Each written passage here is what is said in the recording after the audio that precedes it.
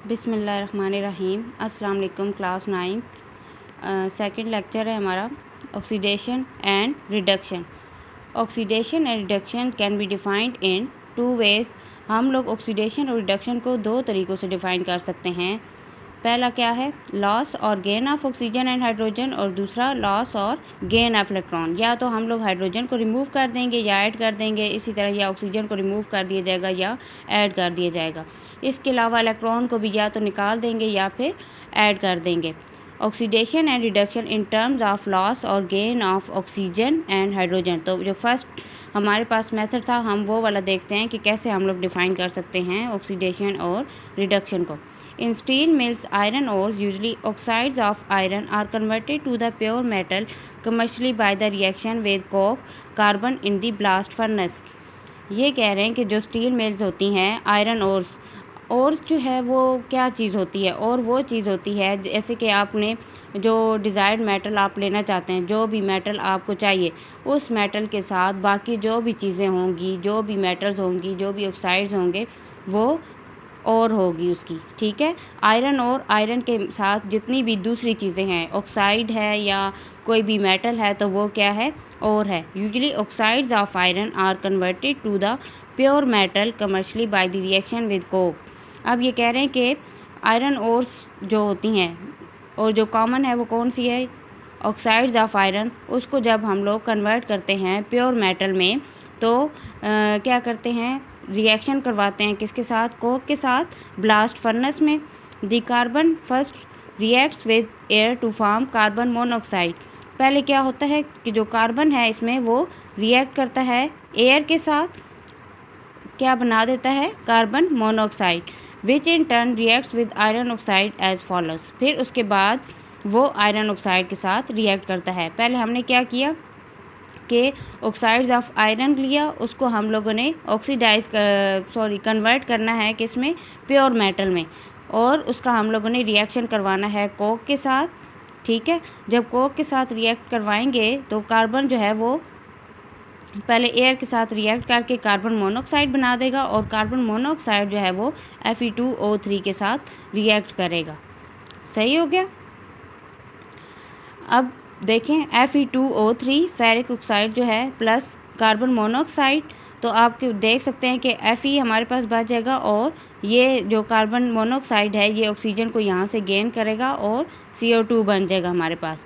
अब आपसे पूछ रहे हैं which substance in this reaction loses oxygen. अब कौन सा सब्सटेंस है जिसने ऑक्सीजन लूज़ किया है, ठीक है। Which substance gains oxygen.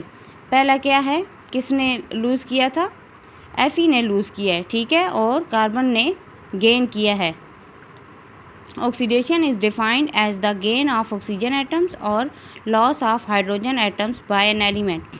Oxidation क्या है कि गेन ऑफ ऑक्सीजन एटम, के ऑक्सीजन एटम जो हैं वो गेन होंगे और हाइड्रोजन एटम जो हैं वो लॉस होंगे, रिमूव होंगे, ठीक है।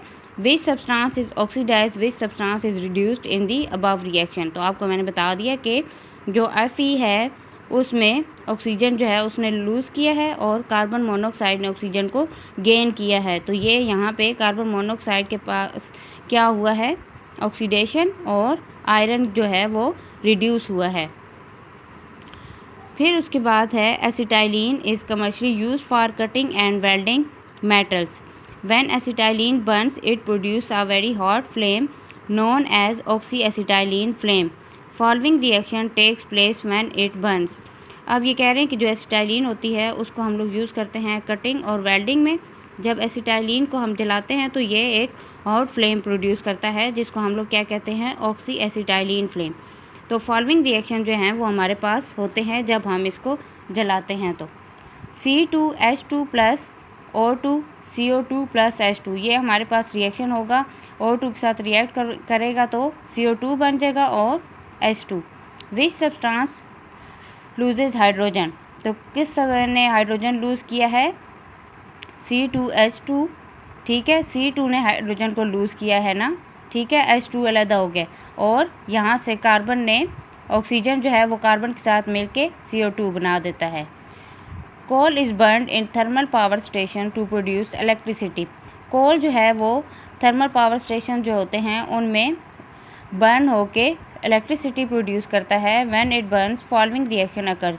तो ये रिएक्शन हमारे पास होगा, कार्बन जो है वो बर्न होगा ऑक्सीजन के साथ तो CO2 बन जाएगा। इन this reaction carbon atoms undergo oxidation and, क्योंकि देखें कार्बन ने ऑक्सीजन को गेन कर लिया है, since they gain oxygen atoms to form CO2। ठीक है।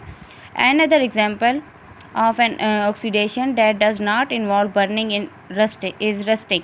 क्या है कि अब एक और एग्जांपल हम लोग जो ले रहे हैं उसमें बर्निंग नहीं हो रही, हमारे पास क्या हो रही है, रस्टिंग हो रही है। In the rusting of iron following reaction occurs. अब जब रस्टिंग होगी आयरन की तो हमारे पास क्या रिएक्शन होगा, Fe+O2 Fe2O3, ये रिएक्शन हो जाएगा हमारे पास। Is iron oxidised in this reaction, क्या आयरन इसमें ऑक्सीडाइज हो रहा है, तो इसका आंसर है in this reaction iron atom undergo oxidation. ठीक है, ऑक्सीडेशन हो रही है आयरन एटम में, since they gain oxygen atom to form Fe2O3। आप देख सकते हैं कि Fe ने यहाँ से ऑक्सीजन को गेन किया है और Fe2O3 बनाया है। ठीक है, इसलिए आयरन पे ऑक्सीडेशन हो रही है।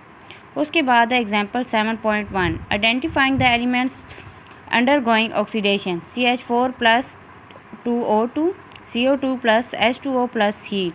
ये हमारे पास हुई गैस बर्न हुई है, हमारे पास कार्बन डाइऑक्साइड बना है और वाटर प्लस हीट। तो अब हमने इसमें ऑक्सीडेशन और रिडक्शन देखनी है। In this identify the substance that gain oxygen atom और लॉसेस हाइड्रोजन एटम। हम देखते हैं कि किसने ऑक्सीजन एटम को गेन किया है और किसने हाइड्रोजन एटम को रिमूव किया है। Since carbon in CH4 loses hydrogen atom, आप देख सकते हैं कि इसमें कार्बन ने हाइड्रोजन को लूज़ कर दिया है और वो ऑक्सीजन के साथ मिलकर वाटर बना दिया and combined with oxygen atom. और कंबाइन, ये जो कार्बन है ये ऑक्सीजन एटम के साथ खुद कंबाइन हो गई है तो क्या बना दिया है, CO2। 10 carbon atom undergo oxidation, इस वजह से क्या है कि जो कार्बन है उसने ऑक्सीडेशन की है। At the same time oxygen atom combine with hydrogen atom to form H2O।